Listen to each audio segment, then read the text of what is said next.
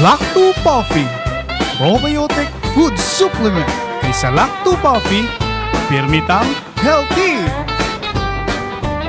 Sukad pa sa una, natong kauban, nga makahimsog yun sa kalawasan. Sa tanang kasakit ug mga problema, sa Lacto Puffy kita matabangan. Lactobacillus nga kinahanglan sa atong kalawasan. O Lacto Puffy, o Lacto Puffy, sa Lacto Puffy pirmitang healthy. O Lacto Puffy, o Lacto Puffy, sa Lacto Puffy pirmitang healthy. Sukad pa sa una, natong kauban, nga makahimsog yun sa kalawasan. Sa tanang kasakit ug mga problema, sa Lacto Puffy kita matabangan. Lactobacillus nga kinahanglan sa atong kalawasan. O Lacto Puffy, o Lacto Puffy, sa Lacto Puffy pirmitang healthy. O Lacto Puffy, o Lacto Puffy, sa Lacto Puffy pirmitang healthy. Lacto Puffy, bringing health into your home. Sa bawat sulok ng ating bansa, may mga kwento ng tapang ng mga taong patuloy na lumalaban. Sa bawat sandali ng kahirapan, may tinig na nananatiling tapat at mga pusong tumutugon sa panawagan ng sambayanan. Ito ang Bantay Radio, nagbabantay sa sambayanang Pilipino.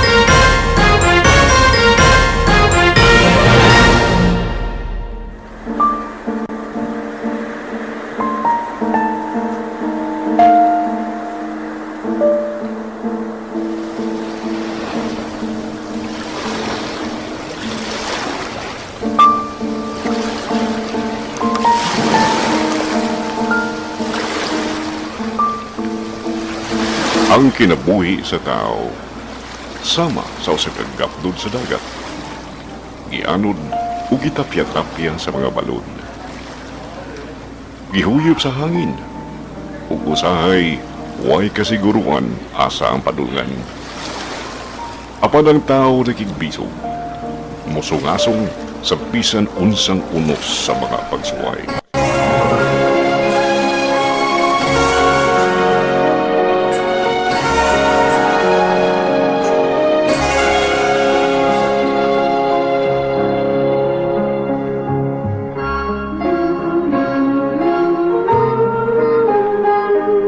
Karon, ania na ang programang muduki sa mga kasinatian sa kinabuhi sa tao.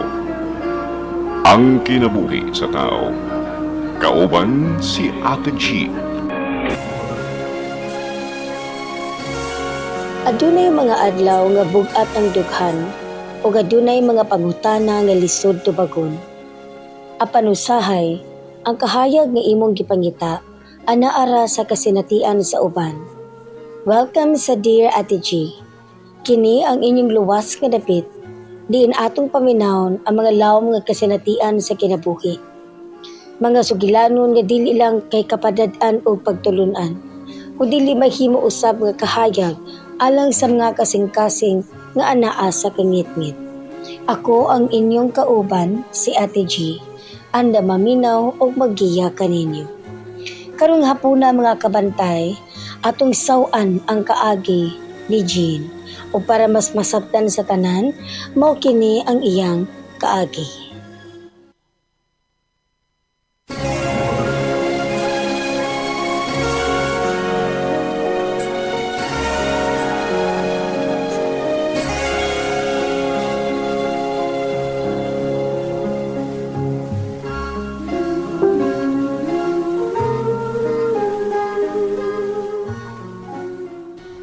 Maayong adlaw kaninyong tanan. Kumusta mo? Hinaot nga ang Ginoo naa kanunay kaninyo. Himsog ang inyong mga panglawas aron sa ingon padayon ang makaserbisyo sa tanamanaminaw ninyo. Aron sa ingon daghan pa kaay mong matabangan pinaagi sa inyong mga bulawan nung mga nauna. Ako di ay si Jean. Please, tabangi ko ninyo nining akong problema ron. Wa na ko mahibaw sa angay na kong buhaton. Ano inyo masabtan ni paminawan ninyo. Mangutana ka kung nganong selos ako? Ha? Ang hugaw mo kay kaguna-una. Mangutana mo ko galingon nganong nahugaw na ako nahuna. Tungod na po na nimo. Permi ko ni mag-insulto. Saan sa mo karong paghihab eh? Mangutana ka pa? Kada yung pagtuog sa pikas kwarto. Kada ko sa tong kama, dito yung kamatog sa pikas kwarto. Ay, paminaw ha. So, kad nga dito ko ma-assign sa daigdapit tungod sa akong trabaho, naanad na ko. Nga wa ko'y tupad kung matuog ko. Mga di ko makatuog kung na ako'y katupad. Ha? Lisod ba ko nang hunaon, God? Kaha? Maugit ka na hinungdan? Nagduda na po ka. Ikaw po kung nung niasa kong dapit. Dili ka magduda, ha? Hugaw lang kay gunahuna. Hugaw gi kayo. Tingali, no? Nasudla nagbakukang ng utok ni mo. Mong naingon anak na. Hugaw bitaw! Ang nga po din mo! Giinsulto ko ni mo! Imo kong katipon og puyo! Pero unsay ang gibunghat? Mura lang ko nga nagtaw-taos bay! Kung di ko magulahon nagtagad ni mo, ha? Di po ko ni mo tagdon! O di magkananan ka. Kay mauna ni ako karon. Uy, bisitahan ko sa kong trabaho. Uy, lapoy kay kong lawas. Ikaw na unta ang angay mo sabot na ko. Roy!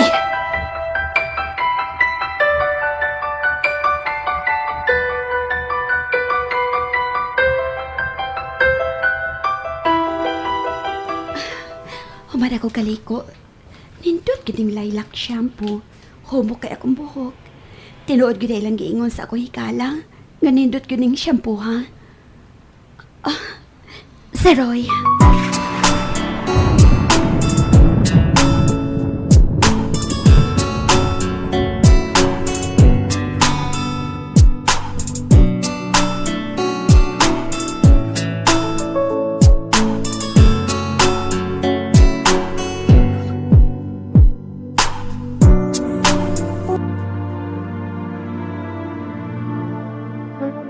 Dong. Mataw na, Bin.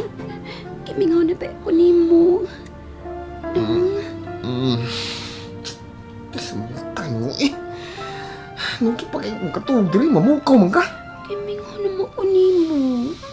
Mamukaw eh. Sige na pa. Ay, mahimura man ang wa ni mga butanga ba? Kinahanglan pa gina nga, doon na ni. Dong. Di ba di pwede nga magtipon tagpuyo? Unya, wa ni mga butanga, ha? Grabe man ka, uy. Grabe na yung pag-insulto na ako, ha? Grabe na! Abutin mo eh. Insulto gihapon. Kibogi kang gikapoy ko. Kapoy kay ko diri. Sige na lang. Halos sa tanang higayon, ingon ka ni ini. Abutin mo eh. Nung sa ka? Manipa ka mo diha. Buisit ka! Layas na rin, layas! Wa kay silbi na. Tanong nila ko ni mong insulto. O di, ulayas. Ibawag ka! Asa ka, uy! Ingon ka, palayason ko ni mo. O di mo layas ko! Unsan?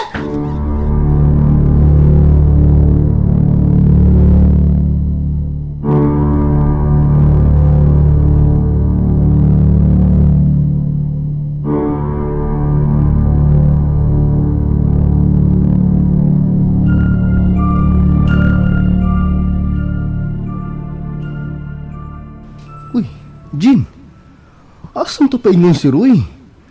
Nagbit-bit man tugbag? Asa man siya paingon, boy? Nakita ni mo? Dito mo to paingon sa highway. Nag-unsa man mo? Nag-away mo? Mauna, tungod sa akong kalakot ako siyang gihinginlan. Pero sa kalakot naman to na ako eh. Mao ba? Na, apasangad to. Basig, wa pa to makasakay. Maabton pa to nimo. Sige, diya ka na.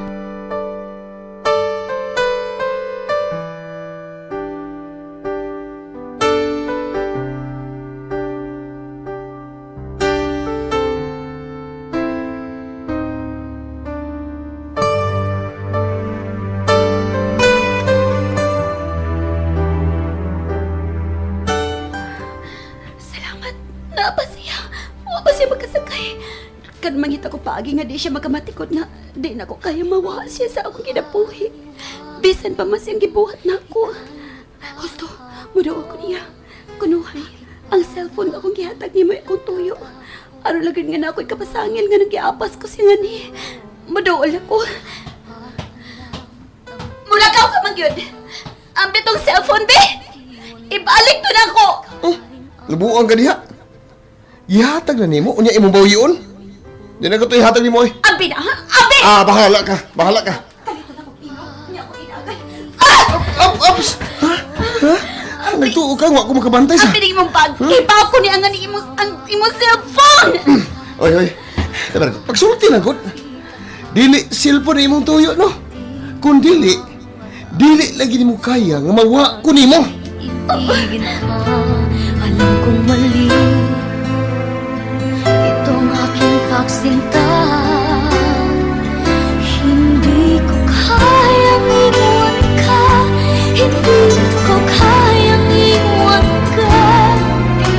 Pagkat dito sa puso ko'y talagang mahal kita. At kahit pa sabihin na puso'y napapaliw sa'yo, patuloy na iibig at magmamahal ako. Yaw-yaw na po ka. Kinsa ba di magyaw-yaw? Sakit na kaayo, Roy. Nagtipon tagpuyo nga ni pero halos usa ka semana wa tay tingkaday. Di na ko. Ikapoy na ko ng kahimta nga. Di na ko. Unsa pa imong gididaan, ha? Unsa pa ako nagbuhat nimo? Tungod na ni imong paghayaw-yawan. Nga na imong batasan nga, silusa kay ka. Ang tanan nga naan mo, wa na ko'y gana. Busa, dili na ko. Mulakaw na pud ka. Aron magkalingkawas na ko nimo. Nagkir kay kanda ko. Mureklamo ka sa kubatasan? Pangutan na imo kau galingon unsa hinungdan. Pangutan na! Basta ka dili na ko, dili na. Roy! Oy, busa nining tungura. Di na ka makapugong na ko. Mulakaw na ko. Mubiya na ko. Sige lagaway sa kamay kayong rason. Magsining hagay naman tanay solusyon. Maghinapiray, managayo'y nagtanay. Di sa anita, kay lagi hapon tika.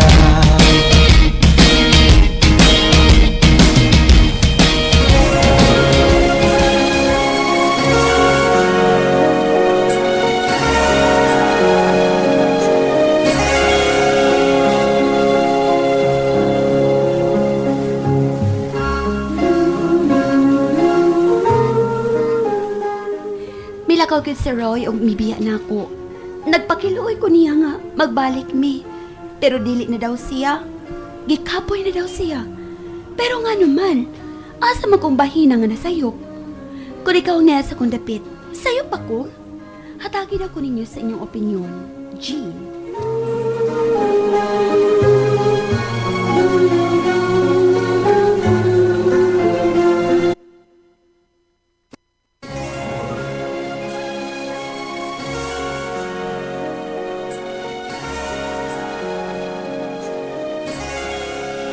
Ug mao ka na ang kaagi ni Jean. Dako ug bugat kaayo ang gisaw sa imong kasing-kasing karon Jean. Kasagaran kung magkasakitan ang magtiayon o ang mga nag-ipon, dili lang usa ka bahin ang may tinuod nga gibati. Duha gayud sila nga may gidala nga kabugat. Una, tagai sa siyog space or tagai kalinaw ang kasing-kasing. Sa karon nga nilaya si Roy, tungod sa gibati nga kagulanan sa inyong mga paglalis, ang pagukod o sigig tawag samtang init pa ang tanan, mahimong makadugang sa iyang pagdistansya. Dili kini pag-surrender, kundili paghatag og higayon nga magkahurup-hurup kamong duha nga way gidaghi nga mga kasuko. Ikaduha, dawata o pamalandungi ang pagsaway sa kaugalingon. Nag-ingon si Roy nga napuno na siya sa imong pagkanager. Bisan kung gihimo ra usab nimo tungod sa gipakitang kabugnaw ni Roy. Importante nga dawaton nimo Jean nga ang pamaagi sa komunikasyon may dakong epekto. Ang paghigugma dili lang bahin sa pag-atiman.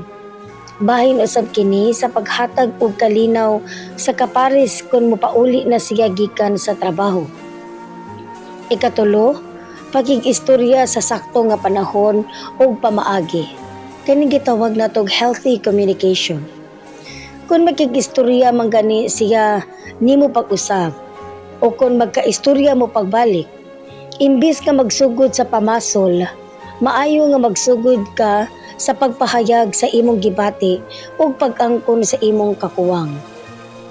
Ikaupat og kinalasan, paghimo og initiative sa pagbag-o dili lang sa pulong.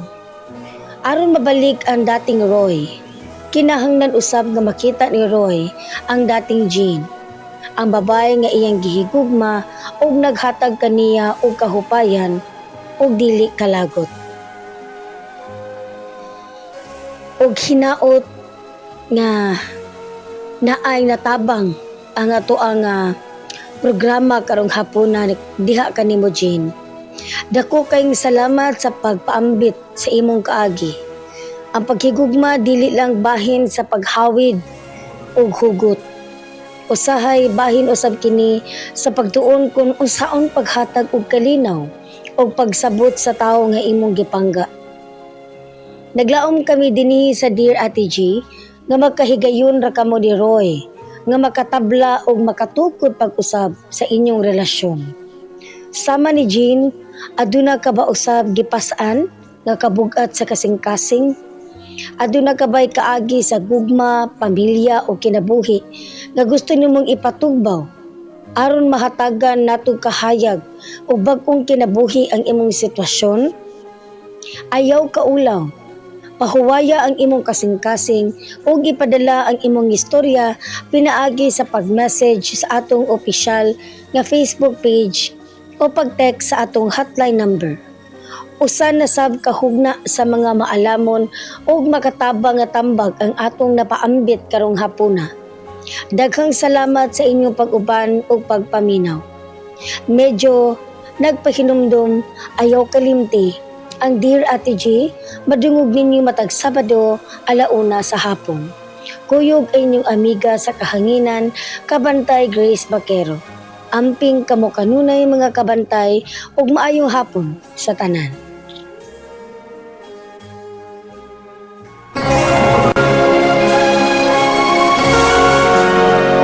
Inyong nabati ang programang Ang Kinabuhi sa Tao. Hinaot pa nga doon na kamoy na pupong maayong pagtulunan ning maong tolopanon. Hangtod sa sunod nga higayon, kauban si Ate G. Kini Ang Kinabuhi sa Tao.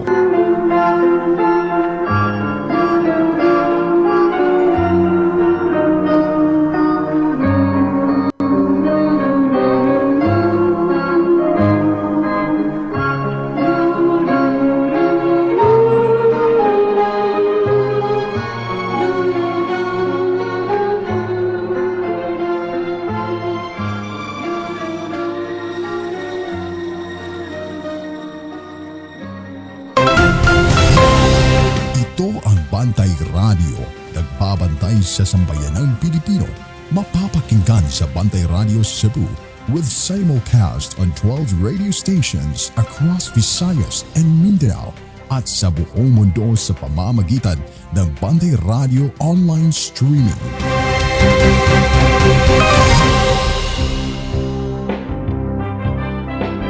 24-hour service, Bantay Radio brings you the local and national issues across the land, reaching over 10 cities and municipalities, simulcasting 3 frequencies on the AM band, El Nuevo Bantay Radio, El Nuevo Bantay Radio.